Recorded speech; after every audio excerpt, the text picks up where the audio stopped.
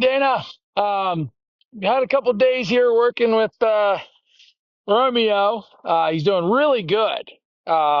He actually is really calmed down and really started respecting everybody, and has been a quiet boy and even in the barn.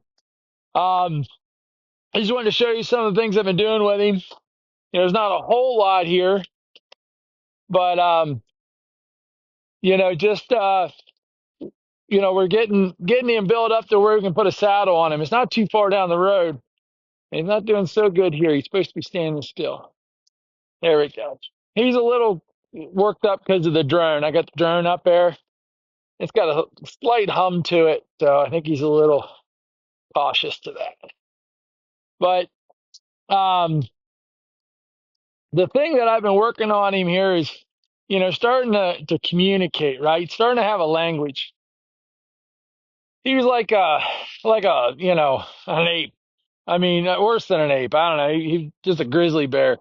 He didn't communicate, right? He was just interacting with the world and reacting to the world. And by getting the basis of communication to him, he's starting to really understand the difference between when I want him to move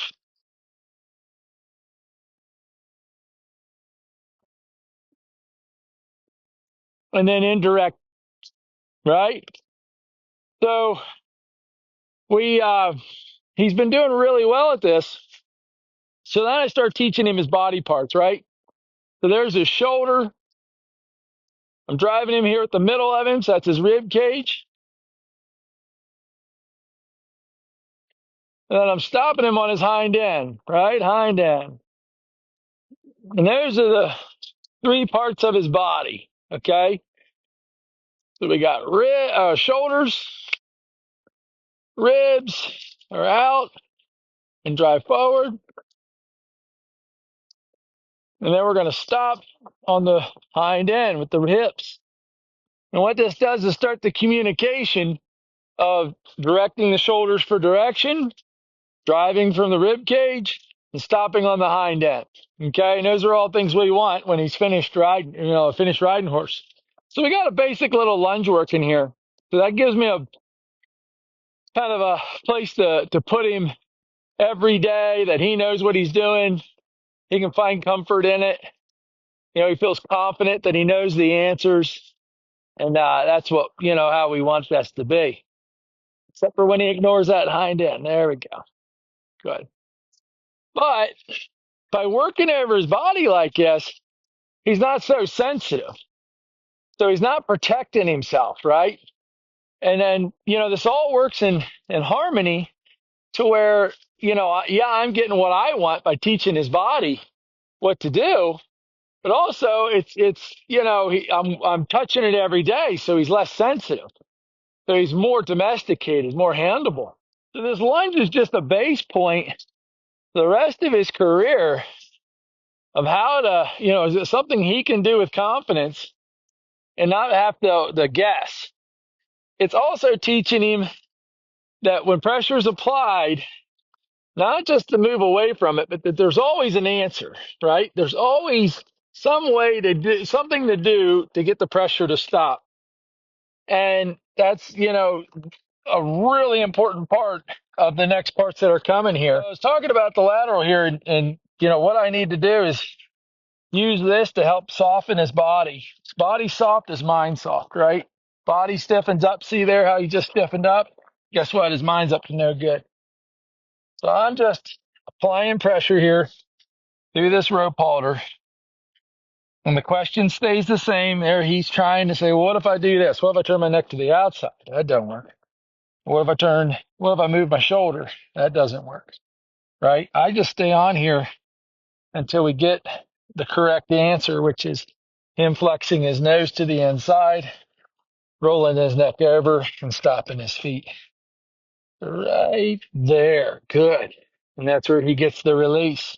The other thing this does, though, is, it's body conditioning, right? So as I get him softer in his neck and more flexible in his neck, it actually releases all these muscles across the back. It stretches all the muscles on the opposite side. So it's a great way to get your horse warmed up to ride.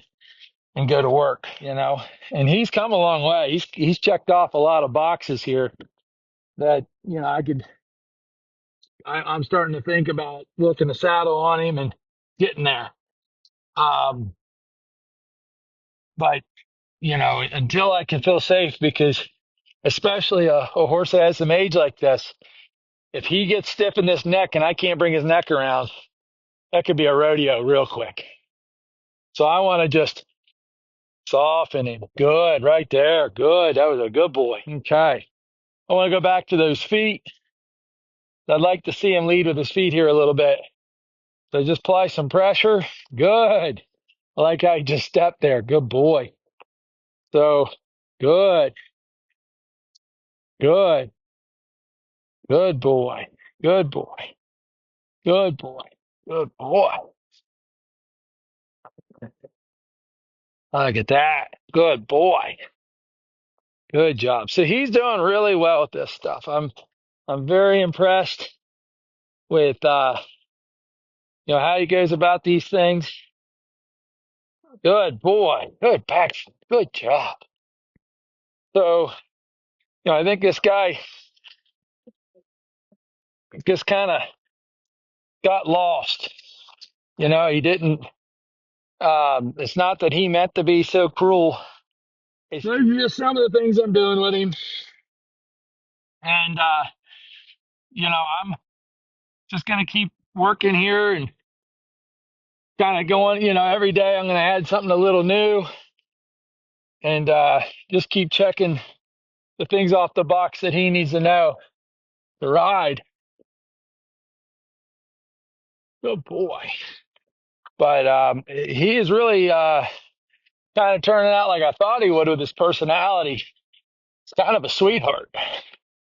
So, I'm sure he'll give me some days where I won't say that. But I'm very appreciative of what he's given me so far. Good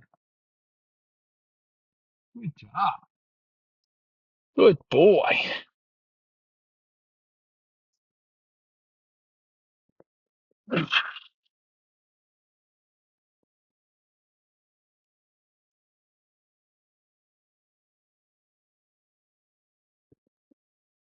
Very good boy. Covering me in Palomino hair. Ah, very good. Keep from him. I just blow with him. What you see me doing when I jump on his back is called the Jeffries method. Has nothing to do with me. There's an Australian guy with the last name Jeffries, I believe. But the idea here is to help prepare him for when I do get on him. The nice thing is without a saddle here, I can get off him pretty quick. And that actually makes it a lot safer than if I was getting on him with us. I like how I did that. Walk away. Decompress. Good boy.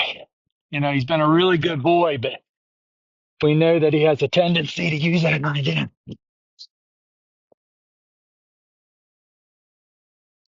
So I'm actually, next time he just settles down when I get on, we're going to quit the day.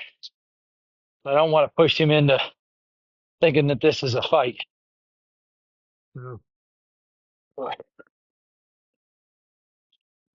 Right there's good.